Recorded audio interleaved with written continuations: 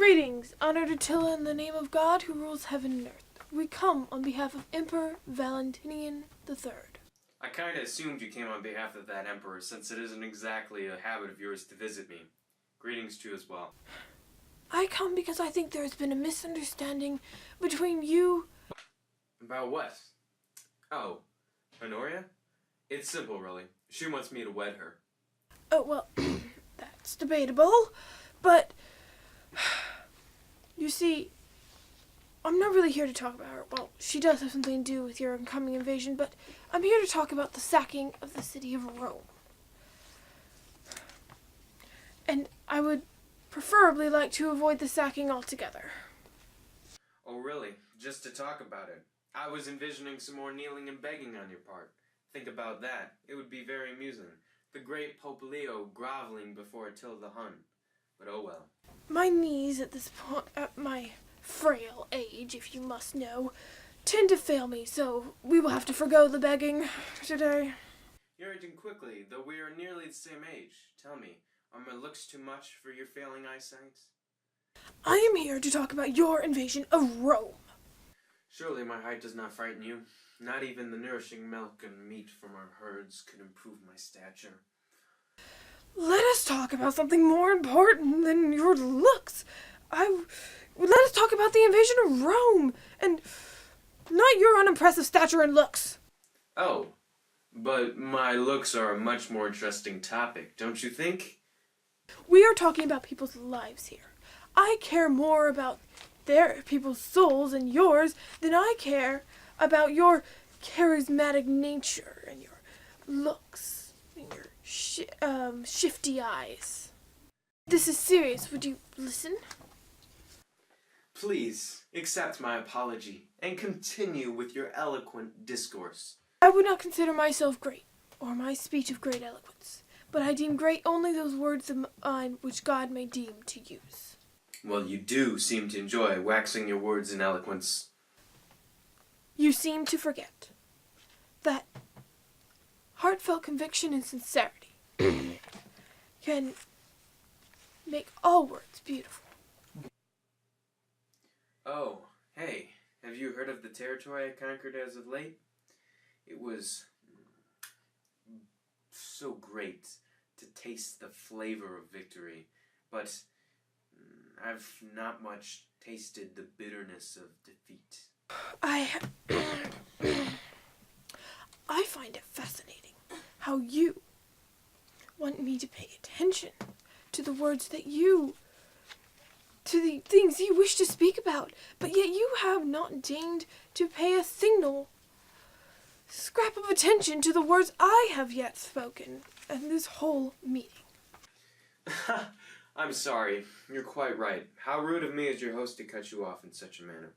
But you have my undivided attention from here on out. Please, continue. Well? The city of Rome is full of people who... That is, you have my attention after I finish my discourse on my latest conquest. Okay. By all means, continue, for I cannot prevent you. Why, thank you. I was hoping you would concur, but now that you've encouraged me to do so, I shall continue. And my latest conquest. Northern Italy, very coveted piece of land in the center of Roman Empire. Now, it is quite an achievement if I do say so myself, but I have no breaks, one successful conquest after the other. But you should know something about achievements, Pope Leo. You've been very busy lately, with the Roman Empire, waning and all. Waning? Waning? I would consider this a new era of this world that God is creating. It's true, so stop the protesting. With the empire waning and all, a lot more responsibility is being placed on you, huh? Which is very admirable in itself. I just hope you can take all the stress that it entails. My strength comes not from within, but it comes from Christ above, from God who strengthens me. Oh, yes. How could I forget? You've been solving a lot of issues about that, haven't you? About God's Son being both God and human, and the provider and sustainer of all things. You're quite the problem solver, aren't you? In his grace, Christ has granted me wisdom to lead his people. These problems that you speak of, I call them not problems, but Christ's name's defended and his glory upheld. Yeah. Anyways, about that. Well, you've been having your little victories. I've been triumphing again and again over whole nations and tribes, and now the heart of a great empire is at my doorstep, beckoning me to rule it. Beckoning? Beckoning? If we were beckoning you, we'd be dancing and whooping and waiting in Rome for you, or at least here with an entourage to welcome you, but no. I am here on the contrary, my friend Attila. I am here to ask for the lives and freedom of the people of Rome. For do not let their blood be on your hands. For one day there will be a day of reckoning, and we will all have to account for what we have done on this earth. Oh, but did the Empire not welcome me when the Balkan territories were left without troops, therefore free for me to take over? As for the Roman people, should they not be subject to know that they are living in the fading embers of a fading empire? And as for your God, if I had any concern for him, would I not have reformed long times ago? But No buts. They are not necessary, for I already know all your arguments. I need not hear them. But out of the kindness of my heart, I'll let you say one plea to show me the error of my ways, to show me why I should stop now, during the great conquest of my... Just speak up. in my old age I have brought a piece of paper with what I plan to say to you.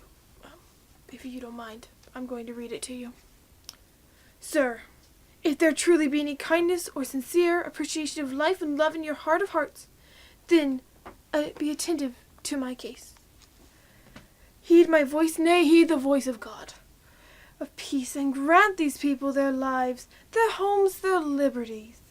For if they are later conquered by another ruler, taken under his power by force and with bloodshed, then let your conscience be at rest, knowing you were not he. Think not of the glory you could possibly have temporarily, but think not of the land, but think of the people, their families.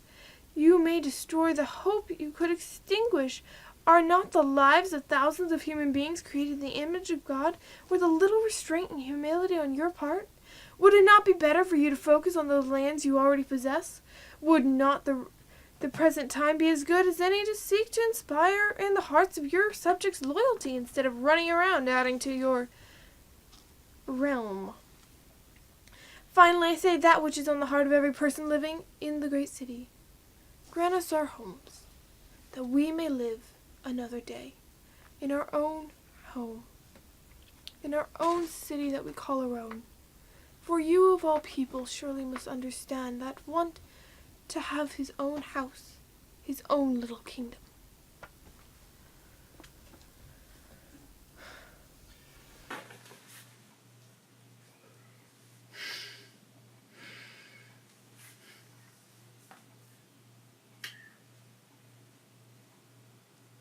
Let it be known that it is not by the eloquence of the words you spoke, but it is by Attila, the scourge of God.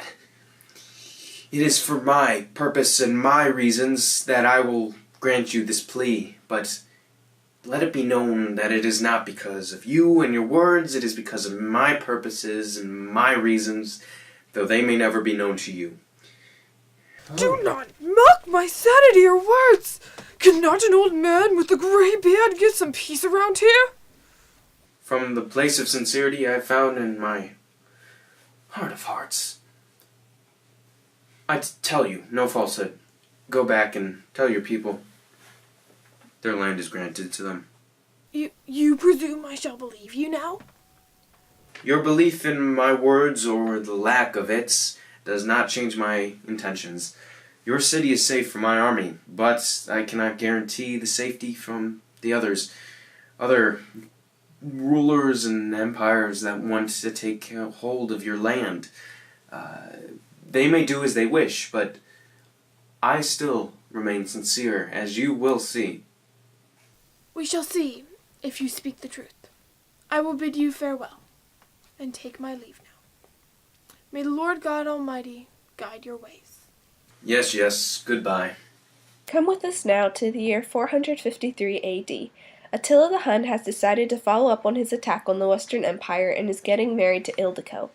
Ildiko's name suggests a Gothic origin, but little is known about her. We are joining them now as they enjoy their wedding feast.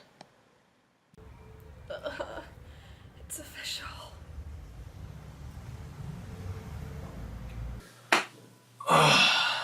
Yeah, that lamb was delicious. Ew, there's blood coming out of your nose. Really? What's a nosebleed to me? Oh wait, it's going down your face. I should get a cloth. Oh, don't bother, Ildiko. What's a little blood? Are you okay? You're coughing up blood. Oh, it's just the nosebleed. I can't stop talking. Someone help me, please. Okay, stop acting. Really, it's just a nosebleed, remember? Were you this dramatic on all your wedding nights?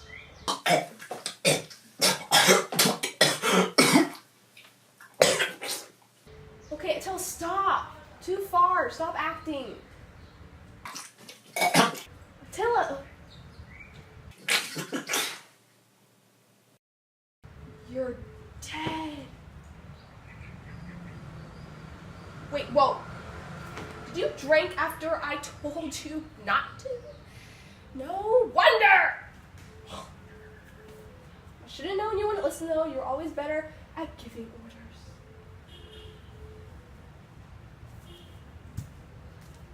Pope Leo was born around 400 AD and died on the 10th of November in 461 AD. Though little may be known of his early life, it is confirmed that he was a deacon by the year 431 AD, under Pope Sixtus III. Before Pope Sixtus died, Valentinian requested Leo to settle a dispute between the chief magistrate, Attila, and one of Gaul's chief military commanders.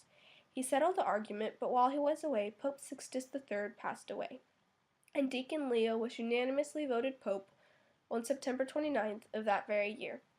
Taking on the leadership of the Church, Pope Leo defended Christ Jesus' divinity with what is called the Tome. The Tome talks about Christ's human as well as divine nature. Some people at the time thought that Jesus was merely human or only God, not both, let alone both simultaneously.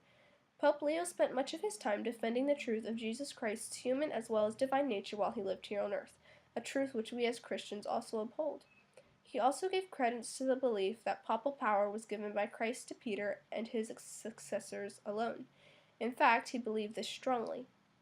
The conviction comes from the belief, the Catholic belief, that Peter was divinely given the role as the first bishop of Rome. In 452 AD, Emperor Valentinian was in need of Pope Leo again, but this time it was to request his help to convince Attila the Hun to turn back from sacking Rome, a daunting task which he succeeded in accomplishing. Pope Leo also emphasized the authority of Christ in all his teachings, holding to God as the one and only authority. Pope Leo is also credited with preventing the city of Rome from being completely destroyed in the sack of 455 AD by the Vandals. Though Pope Leo accomplished all that I have previously mentioned and more, he is most known for having convinced Attila the Hun, also known as the Scourge of God, to refrain from conquering the city of Rome. This leads to our question. What were the Pope's expectations and goals for this meeting as well as Attila's? Well, we'll start with the Pope, since, we've talked about him so much already. Pope Leo was not a commander of armies like Attila. I think we can learn the answer to our question from Pope Leo's story. Some may disagree with me, but I think he cared for the lives and souls of the people in Rome. Yes, it may have also given him power in the hierarchy of Rome, but from what I can gather, it is my belief that his main concern was for the souls and lives of the people in Rome and in promoting peace. As for his expectations, well, Attila had made treaties with the empire before. He was coarse, but also merciful, not without pity. So I would think that Pope Leo would have expected some frustration on Attila's part, that someone came to convince him to, stop what he had been planning on doing, conquering an empire. But Pope Leo also probably knew that he would have been listened to by Attila. Eventually. Attila the Hun was the ruler of the Huns from just the age of 28 to his death when he was 46. Born in 406 AD, Attila the Hun grew to be one of the most feared rulers of all time. He has had a great impact on folklore and tales. Attila was a warrior bent on ruling anything he could, and yet, somehow, he was persuaded not to invade Rome.